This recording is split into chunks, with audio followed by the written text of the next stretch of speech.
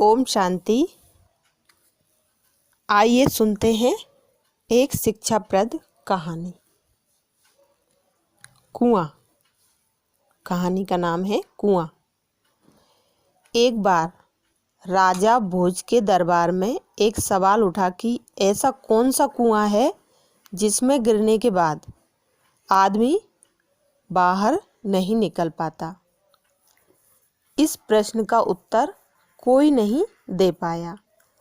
आखिर में राजा भोज ने मंत्री से कहा कि इस प्रश्न का उत्तर 7 दिनों के अंदर लेकर आओ, वरना आपको अभी तक जो इनाम धन आदि दिया गया है वापस ले लिए जाएंगे तथा इस नगरी को छोड़कर दूसरी जगह जाना होगा।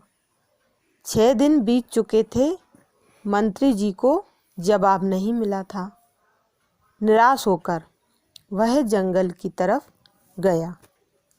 वहाँ उसकी भेंट एक गडरिये से हुई। गडरिये ने पूछा, आप तो मंत्री हैं, राजा के दुलारे हो, फिर चेहरे पर इतनी उदासी क्यों? यह गडरिया मेरा क्या मार्गदर्शन करेगा? सोचकर मंत्री ने कुछ नहीं कहा। इस पर गडरिये ने पुनः उदासी का कारण पूछते हुए कहा, मंत्री जी, हम भी सत्संगी हैं, हो सकता है आपके प्रश्न का जवाब मेरे पास हो, अतः निसंकोच कहिए। मंत्री जी ने प्रश्न बता दिया और कहा कि अगर कल तक प्रश्न का जवाब नहीं मिला तो राजा नगर से निकाल देगा। गडरिया बोला, मेरे पास पारस है, उससे खूब सोना बनाओ। एक भोज क्या, लाखों भोज तेरे पीछे घूमेंगे।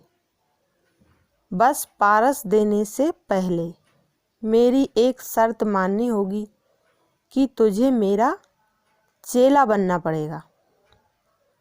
मंत्री के अंदर पहले तो अहंकार जागा कि 2 कौड़ी के गडरिये का चेला बनूं, लेकिन स्वार्थ पूर्ति हेतु चेला बनने के लिए तैयार हो गया। गडरिया बोला, पहले भेड़ का दूध पियो, फिर चेले बनो। मंत्री ने कहा कि यदि मंत्री भेड़ का दूध पिएगा तो उसकी बुद्धि मारी जाएगी। मैं दूध नहीं पीऊँगा। तो जाओ, मैं पारस नहीं दूंगा। गडरिया बोला। मंत्री जी बोला, ठीक है, दूध पीने को तैयार हूँ, आगे क्या करना है? गडरिया बोला, अब तो पहले मैं दूध को जूठा करूँगा, फिर तुम्हें पीना पड़ेगा। मंत्री जी ने कहा, तू तो हद करता है, मंत्री को जूठा पिलाएगा? तो जाओ। गडरिया बोला, मंत्री जी बोला, मैं तैयार हूँ जूठा दूध पीने को।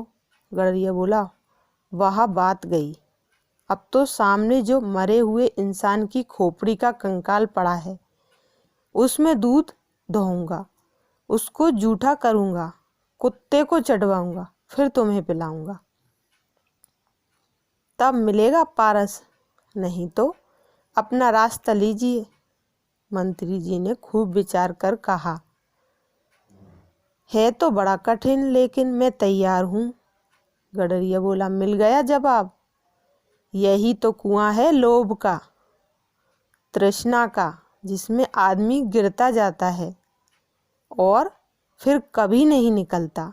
जैसे कि तुम पारस को पाने के लिए इस लोभ रूपी कुएं में गिरते चले गए।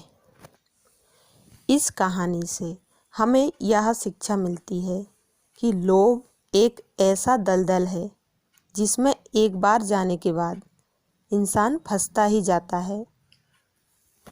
अर्थात कितनी भी धन संपत्ति इकट्ठी हो जाए, परंतु उसका लालच और ही बढ़ता जाता है। हमें लोभ से मुक्त होने के लिए अनावश्यक इच्छाओं से दूर रहना चाहिए। अतः हमें जो मिला है उसमें ही संतुष्ट रहना चाहिए। कभी भी लोभ नहीं करना चाहिए। अच्छा, ओम शांति।